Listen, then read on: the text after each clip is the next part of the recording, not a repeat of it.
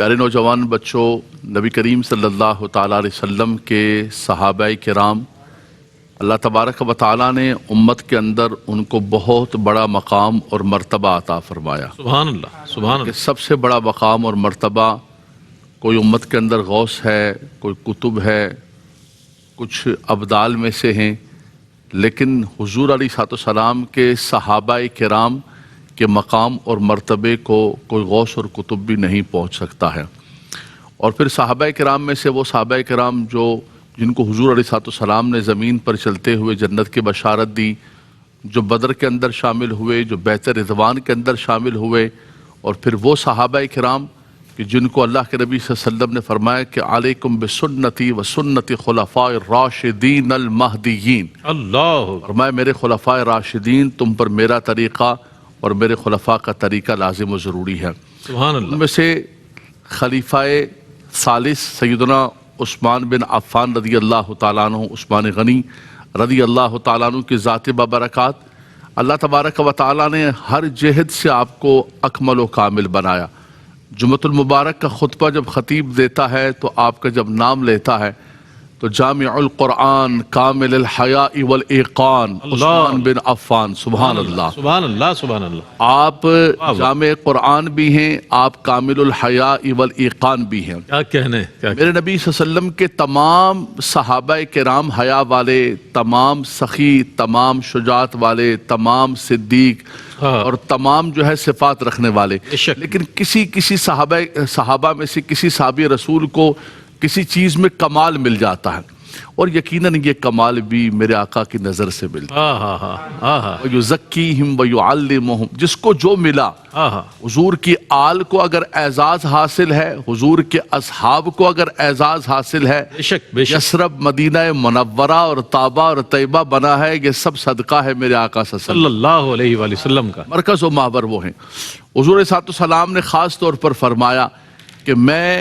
الا استحیی من رجل تستحیی منہ الملائکہ۔ اللہ اللہ۔ سیدنا صدیق اکبر آئے، سیدنا عمر فاروق آئے، آپ اسی طرح بیٹھے رہے، لیکن سیدنا عثمان غنی آئے، آپ سمٹ کر ام المومنین رضی اللہ تعالی عنہ پوچھا کہ میں نے دیکھا، آپ نے فرمایا میں اس شخص سے کیوں نہ حیا کروں کہ اللہ کے فرشتے بھی حیا کریں۔ اللہ اللہ اللہ اللہ۔ اللہ تبارک و تعالی نے آپ کو وہ حیا کا مقام اور مرتبہ، حضور نے فرمایا الحیاء من الایمان، الحیاء شعبۃ من الایمان، اس پر جتنی گفتگو کی جائے۔ ذوالنورین کے حوالے سے اس بار نے بہت خوبصورت گفتگو فرمائی کہ حضور صلی اللہ علیہ وسلم کی دو صاحبزادیاں یکے بعد دیگرے عاقب نکاح میں آئیں، اور سیدہ ام کلثوم کا جب وصال ہوا تو حضور نے فرمایا کہ میری 40 صاحبزادیاں بھی ہوتی، یکے بعد دیگرے میں عثمان کے نکاح میں دے۔ سبحان اللہ، سبحان اللہ۔ سیدنا عثمان غنی رضی اللہ تعالیٰ عنہ کو اللہ تبارک و تعالیٰ نے، پھر آپ تاجر تھے، سابقون الاولون، مکہ مکرمہ کے اندر سیدنا صدیق اکبر کی دعوت پر آپ نے اسلام قبول کیا، اور اپنے آل خانہ کے ساتھ حبشہ کی طرف ہجرت کرنے والے، اور پھر مدینہ منورہ آپ ذوی الہجرتین بھی ہیں، آپ ذوالنورین بھی ہیں، سبحان اللہ، اور آپ غنی بھی ہیں۔ مال تو بہت سارے لوگوں کو ملا، قارون کو بھی ملا، فرعون کو بھی ملا، حامان کو بھی ملا، لیکن ان کے مالوں نے ان کو تباہ و برباد کر دیا۔ ما اغنا عنہ مالہ وما کسب، ابو لہب کو بھی ملا، لیکن سیدنا عثمان غنی رضی اللہ تعالیٰ عنہ کو اللہ نے مال بھی عطا فرمایا اور غنی بھی بنایا، سخاوت بھی عطا فرمائی۔ مدینہ منورہ میں تشریف لائے، ایک ہی پانی کا کنواں،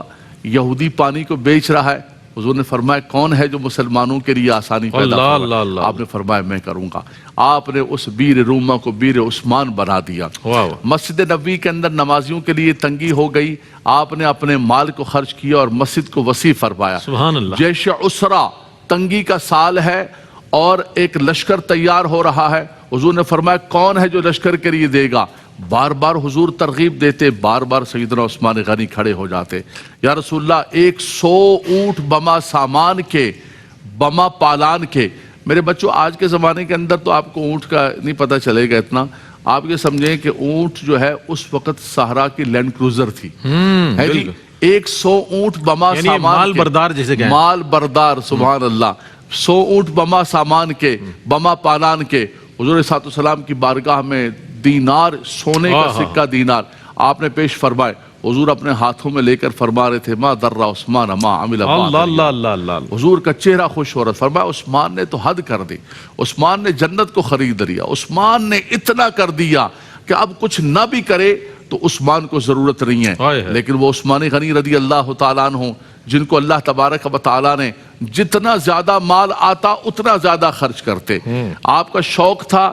آپ جو ہے مال کو اللہ کے نام پر اور مخلوق خدا کی خدمت کے لیے خرچ کرتے، اور دوسرا قرآن کی جمع کا بھی رب تبارک و تعالیٰ نے آپ کو اعزاز عطا فرمایا، اور تیسرا قرآن کی تلاوت بڑے ذوق و شوق سے کیا کرتے تھے، واہ واہ اور یہی تلاوت کرتے کرتے آپ دنیا سے فَسَيَكْفِيكَهُمُ اللَّهُ وَهُوَ السَّمِيعُ الْعَلِيمُ، کیا بات ہے، خون کے چھینٹے شہید مظلوم کے کیا بات، قرآن کے ان اوراق پر جن قرآن کو آپ نے جمع فرمایا تھا اس پر پڑھے، اور آپ اللہ تبارک و تعالیٰ کی بارگاہ کے اندر ایک مظلوم ترین اللہ مظلوم شہید، آپ کے غلام موجود ہیں، سب موجود ہیں، تو آپ کے اتنے کارنامے ہیں، آپ کا اتنا کردار ہے، آپ عشرہ مبشرہ میں سے۔ حضور علیہ السلام پہاڑ پر موجود ہیں، پہاڑ ہلنے لگا، حضور نے فرمایا رک جاؤ، اثبت یا احد ما علیک الا نبی او صدیق او شہیدان، فرمایا رک جاؤ، تم پر ایک اللہ کا نبی موجود ہے، ایک صدیق موجود ہے، اور 2 شہید موجود ہیں۔ یہ آقا دو جہاں صلی اللہ علیہ وسلم نے خود اپنی زبان سے فرمایا عثمان ایک ایسا وقت آئے گا کہ تمہارے اس خلا خلافت کو کچھ لوگ اتارنا چاہیں گے، خلافت کے اس جبے کو کھینچنا چاہیں گے، فرمایا عثمان اس کو مت دینا۔